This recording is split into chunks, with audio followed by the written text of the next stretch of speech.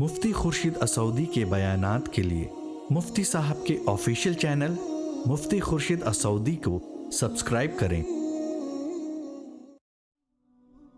عباده الذين اصطفى اما بعد فاعوذ بالله من الشيطان الرجيم بسم الله الرحمن الرحيم يا ايها الذين امنوا كتب عليكم الصيام كما كتب على الذين من قبلكم لعلكم تتقون وقال الله تبارك وتعالى ومن يتق الله يجعل له مخرجا ويرزقه من حيث لا يحتسب ومن يتوكل على الله فهو حسبه ان الله بالغ امره وقال الله تبارك وتعالى يا ايها الذين امنوا اتقوا الله حق تقاته ولا تموتن الا وانتم مسلمون صدق الله العظيم اللهم صل على سيدنا محمد وعلى آل سيدنا محمد وبارك وسلم اللهم صل على سيدنا محمد وعلى آل سيدنا محمد وبارك وسلم اللهم صل على سيدنا محمد وعلى آل سيدنا محمد وبارك وسلم۔ میرے محترم بزرگوں، دوستوں، بھائیوں، نوجوانوں، رمضان المبارک کی آمد ہے۔ رمضان بالکل قریب ہے۔ اللہ رب العزت نے روزے جو مجھ پر اور آپ پر جو فرض فرمائے ہیں، اس روزے کا مقصد ہمارے اندر تقوی حاصل ہو جائے۔ میں اس سے پہلے کہ جمعے میں بول چکا ہوں، آدمی جس چیز کی تیاری نہیں کرتا ہے، جس چیز کے تعلق سے پریکٹس نہیں کرتا ہے، اس چیز میں وہ کامیاب ہو جائے اس کی کوئی گارنٹی نہیں۔ ثواب ملنا الگ بات ہے۔ رمضان آئے گا، آپ اس میں روزے رکھیں گے، نوافل پڑھیں گے، تراویح کی نماز پڑھیں گے، تراویح میں قرآن مجید سنیں گے، مگر بوجھ کے ساتھ۔ کیوں؟ اس لیے کہ اس کی پریکٹس نہیں ہے۔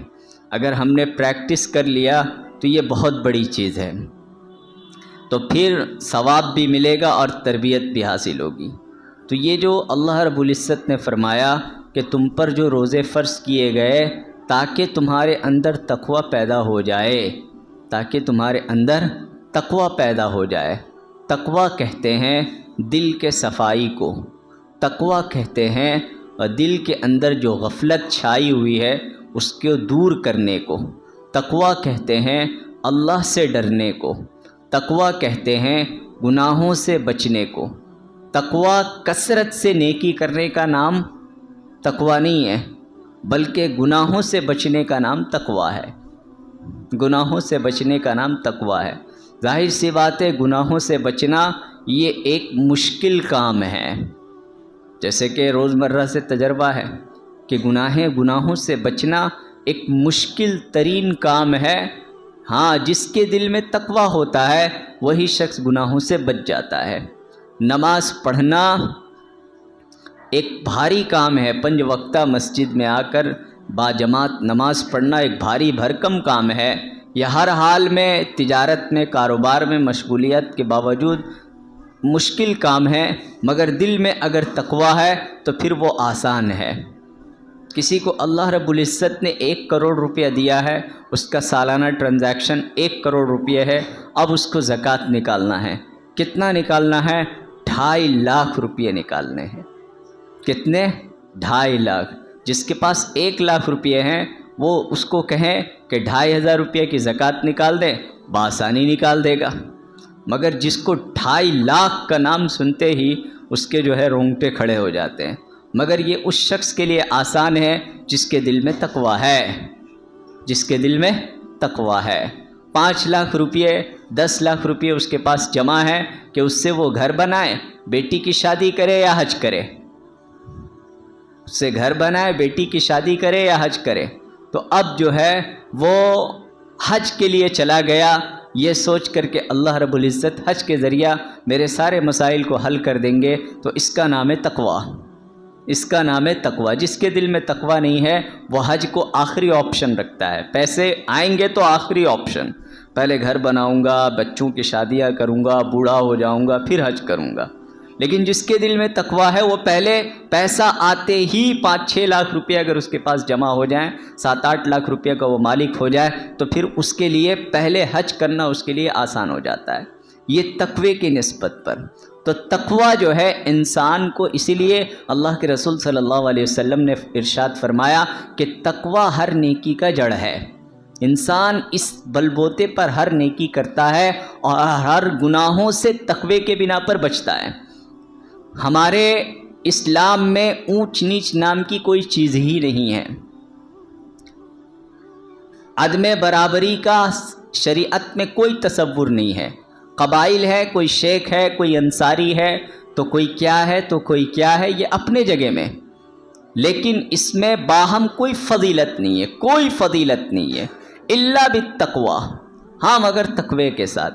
جس کے دل میں جتنا زیادہ تقوی ہے وہ اللہ کے نزدیک اتنا زیادہ پاک و مکرم بندہ ہے، اور تقوی کا تعلق دل سے ہوتا ہے انسان کے۔ التقوی ہاہنا، اللہ کے رسول علیہ السلام نے فرمایا کہ تقوی یہاں ہوتا ہے۔ تقوی ہے کیا؟ کیا تقوی والی زندگی گزارنا میرے اور آپ کے لیے مشکل ہے؟ لفظ تقوی نام سنتے ہی یہ ہمارے رونگٹے کھڑے ہو جاتے ہیں کہ بھائی یہ تقوی والی زندگی گزارنا یہ محض چند صوفی مزاج لوگ اور چند گوشہ نشین لوگ اور وہ لوگ جنہوں نے کپڑے اتار کر احرام نما لباس پہن لیے اور جنہوں نے کاروبار کے اوزار اتار کر ہاتھوں میں تسبیح پکڑ لیے، جنہوں نے بیوی بچے گھر بار کو سب کو خیر و بات کر کے جنگل کی راہ لے لیا، انہوں نے راہب بن گئے، ان لوگوں کو کہتے ہیں تقوی۔ نہیں، اس کا نام تقوی نہیں ہے، اس کا نام تقوی نہیں ہے، اور نہ اس کا نام اللہ والا ہے۔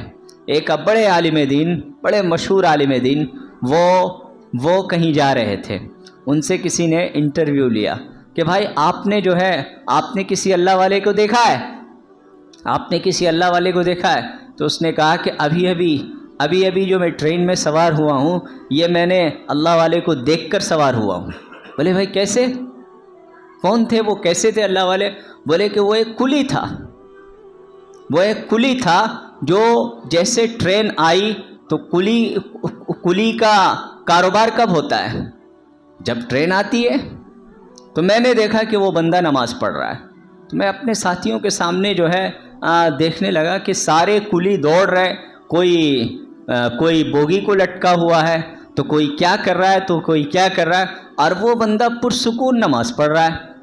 تو ان کے دل میں یہ بات آئی کہ ہم سامان اٹھوائیں گے تو انہی سے، عالم دین تھے، ہم اپنا سامان اٹھوائیں گے تو انہی سے اور کسی سے نہیں اٹھوائیں گے۔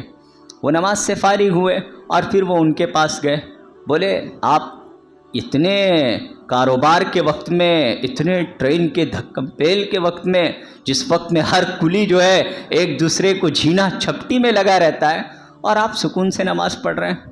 تو اس بندے نے یہ بات دل میں کہی کہ میرے حصے کا جو روزی ہے روز میرا رب اٹھا کر رکھ دیتا ہے، جیسے کہ ابھی اللہ نے آپ کو بھیج دیا میرے لیے، اسی طرح روز میرے لیے بھیج دیتا ہے۔ تو جب اللہ میرے حصے کا روزی میرے لیے مقرر کیا ہوا ہے تو اس کے خاطر میں کاہے کو وقت کی نماز چھوڑوں؟ محنت یہاں پر مراد یہ نہیں کہ چھوڑ کر کام کرنا، اس کا نام تقوی نہیں ہے۔ پہلے نماز کا وقت ہو گیا، نماز پڑھ لیا، پھر دوڑیں گے، پھر کسٹمر کے پاس جائیں گے، یہ مطلب ہے۔ میں نے نماز پہلے۔ تو انہوں نے کہا کہ میں نے اس آدمی کو، اسی کا نام ہے اللہ والا، اور کسی کا نام نہیں ہے۔ سنگھ والے بلکہ بڑے بڑے داڑھی والے اور جبے والے اور احرام نما کپڑا پہننے والے، ان میں سے اکثر تو بھیڑیے ہوتے ہیں، بھیڑیے، جیسے بھیڑیا بکریوں کا شکار کرتا ہے، کمزور جانوروں کا نہتہ دیکھ کر شکار کرتا ہے، تو یہ ایسے بھیڑیے بھولے بھالے لوگوں کو دیکھ کر ان کے ایمان، ان کی دولت، ان کی عزت و عصمت کا وہ شکار کرتے ہیں، صرف اپنے لباس اور اپنی ظاہری وضاقتہ کے ذریعہ لوگوں میں رعب اور دبدبہ پیدا کر کے۔ مگر ان کی بات بہت چلتی نہیں ہے، عنقریب بہت دیکھتے بالکل تھوڑے ہی دنوں میں थोड़ी दिनों में इनकी रास फाश हो जाती है। आए दिन पेपरों में या सोशल मीडिया में आप देखते रहते हैं कि फुला बाबा या फुला कौन फुला कांट में पड़ गया, फुला कांट में पड़ गया। तो तकवे का ताल्लुक अजीज़ान मिल्लत ये दिल से है। इसकी आप प्रैक्टिस करेंगे। इसकी प्रैक्टिस की इब्तिदाई कदम गुनाहों को छोड़ना है। गुनाहों को छोड़ने से दिल में तकवा पैदा होता है। जी, गुनाहों को नहीं छोड़ेंगे, चाहे जितनी ज़्यादा आप इबादत कर लें, लेकिन आपसे गुनाहें नहीं छूट रही है नमाज, तो इसका मतलब यह है कि दिल में तकवा नहीं है। तकवा कहते हैं अल्लाह से डरने को। मैं आपको कहूँ कि इस बिजली में करंट दौड़ रहा है, ठीक है, आप में से कौन माई का लाल है कि स्विच ऑन है और उस तार को पकड़ ले? पता है मुझे ना, कौन माई का लाल है? कोई नहीं पकड़ेगा। क्यों? उसमें करंट दौड़ रहा है। डर है अपने जान जाने का। और एक अल्लाह वाले ने एक मिसाल दिया, आप बेहतरीन पार्टी कर रहे हैं, तम शामी कबाब, टिक्का कबाब, अफगानी कबाब, सारे कबाब वहाँ मौजूद हैं। आई बात समझ में? अब आप खा रहे हैं और बहुत लज्जत महसूस कर रहे हैं। कोई आकर कह रहा है, बुरा मत मानिएगा भाई, इसके अंदर कुत्ते का गोश्त मिला हुआ है। ये सिर्फ जो गोश्त आप पसंद करते हैं हलाल गोश्त के अलावा इसके अंदर कुत्ते का गोश्त भी मिला हुआ है।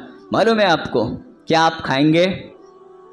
आप जो लज्जत ले रहे थे वही ना, गुनाहें इसलिए नहीं छोड़ते ताकि उसमें लज्जत महसूस होता है, अच्छा लगता है, एंटरटेनमेंट होता है, इसलिए गुनाहें नहीं छोड़ते हैं। तो क्या आप ये इसमें भी तो आप एंटरटेनमेंट कर रहे थे, अब तक मालूम नहीं था, लेकिन जैसे मालूम हो गया, क्या आप उसको हाथ भी लगाएंगे? बल्कि जो आपने खा लिया है उसको भी आप कह कर डालेंगे। क्यों? उसकी नफरत दिल में बैठी हुई है। तो गुनाहों से नफरत दिल में बैठ जाने का नाम है तकवा। नेकी की रग़बत दिल में पैदा हो जाने का नाम है तकवा। और जब इंसान के अंदर तकवा पैदा होता है तो अल्लाह की नेमतें उस पर फिर बरसने लगती है। मैं तकवा की एक मिसाल बयान कर रहा हूँ दुनियावी एतबार से। दो तालिबे इल्म, दो तकवा किसको कहते हैं, ताकि आसान अल्फाज में आप समझ जाएं कि तकवे के ज़रिए दुनियावी तरक्की कैसे होती है।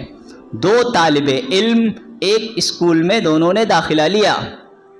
एक स्कूल में अनथक मेहनत कर रहा है, पढ़ रहा है, और एक उसी स्कूल में पढ़ रहा है, सेम फीस अदा कर रहा है, सेम ड्रेस कोड है, सेम लेसन्स उसको मिल रहे हैं, मगर उतनी मेहनत वो नहीं कर रहा है। वो अपनी मनमानी ज़िंदगी गुजार रहा है, क्लास टाइम पर नहीं आ रहा है, फिर जो क्लास में पढ़ाई हो जाए उसको याद भी नहीं कर रहा है, हालांकि सब कुछ मौजूद है। लेकिन ये एक ऐसा तालिब इल्म है जो अनथक मेहनत कर रहा है, लाइब्रेरी में भी पढ़ रहा है, घर में भी पढ़ रहा है, ट्यूशन में भी पढ़ रहा है, और डिसिप्लिन उसके अंदर है, माँ बाप की फर्माबरदारी है, टीचर जो बोलते हैं उनके काम को करके वो जाता है। अब बताएं कि बड़ा डॉक्टर और बड़ा इंजीनियर या बड़ा आलिम और मुफ्ती कौन बनेगा? कामयाब तालिब इल्म कौन बनेगा? तो जाहिर सी बात है, उसने जो मेहनत किया है वो मेहनत की वजह से उसकी शौक नहीं है, उसने जो है अपने नफ्स को कुचला है।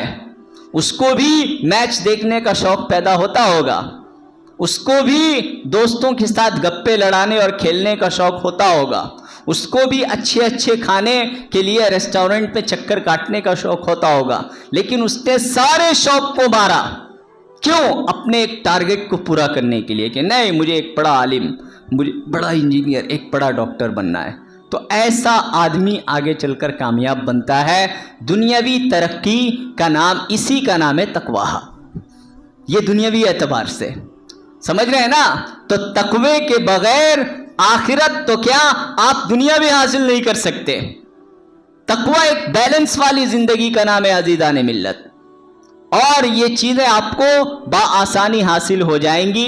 आप सबसे पहले अपनी फहरिस्त को तैयार कीजिए कि मैं किन किन गुनाहों में मुलव्विस हूँ, किन किन कबीरा गुनाहों में मुलव्विस हूँ। माँ बाप की नाफरमानी, नज़र की हिफाजत ना करना, इसी तरह جھوٹ بولنا، حرام مال کھانا، جو بھی ہے آپ اس کی ایک فہرست بنائیے اور ایک ایک چیز کو آپ ٹریس کیجئے اور اس کو آہستہ آہستہ چھوڑنے کی کوشش کیجئے، چاہے یہ چھوڑتے چھوڑتے 5 سال کیوں نہ لگ جائیں، 10 سال کیوں نہ لگ جائیں، تو انشاءاللہ ایک دن تقوی کی نعمت آپ کو حاصل ہو جائے گی۔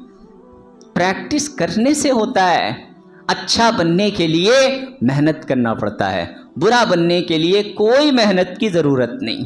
برا بننے کے لیے صرف اتنا کافی ہے کہ آپ محنت کرنا چھوڑ دیں، لیکن اچھا بننے اور بنے رہنے کے لیے تسلسل سے محنت کا ہونا ضروری ہے۔ بہت اچھا، ایک طالب علم وہ ہے جو خوب پڑھا، امتحان میں بھی کامیاب ہو گیا، مگر جو ہے اس نے اس کے بعد کتاب دیکھی نہیں، نہ کتاب پڑھ رہا ہے، نہ اس کے پیچھے ہے، نہ اس کے چکر میں۔ ایک بار کامیاب ہو جانے کے بعد پھر اس نے کام کو چھوڑ دیا، تو کیا وہ کامیاب ہو سکتا ہے؟ اپنی کامیابی کو برقرار رکھنے کے لیے اس کو زندگی بھر محنت و مشقت اور اسی چکر میں لگے رہنا پڑتا ہے، تب جا کر وہ ایک بڑا سائنسداں یا بڑا ڈاکٹر کہلاتا ہے۔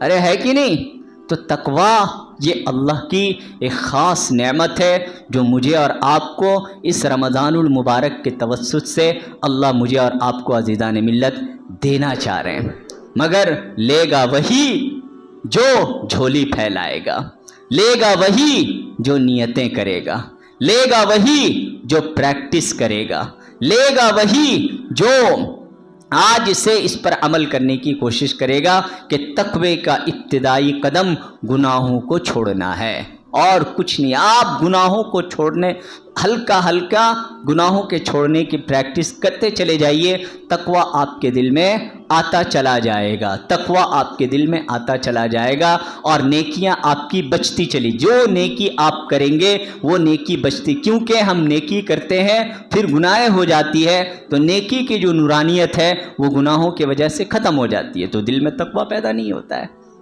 دل میں تقوی پیدا نہیں ہوتا ہے۔ تو گناہوں کو چھوڑ دیجئے، آپ متقی بن جائیں گے۔ تو اس رمضان المبارک سے پہلے آپ تھوڑا سا اپنے دل کو ٹٹولیے، تھوڑا سے فہرست بنائیے اور دل کو کھنگالیے کہ میرے اندر کتنا تقوی ہے۔ گناہ کبیرہ آپ چھوڑ دیجئے، اللہ رب العزت گناہ صغیرہ خود بخود معاف فرما دیں گے۔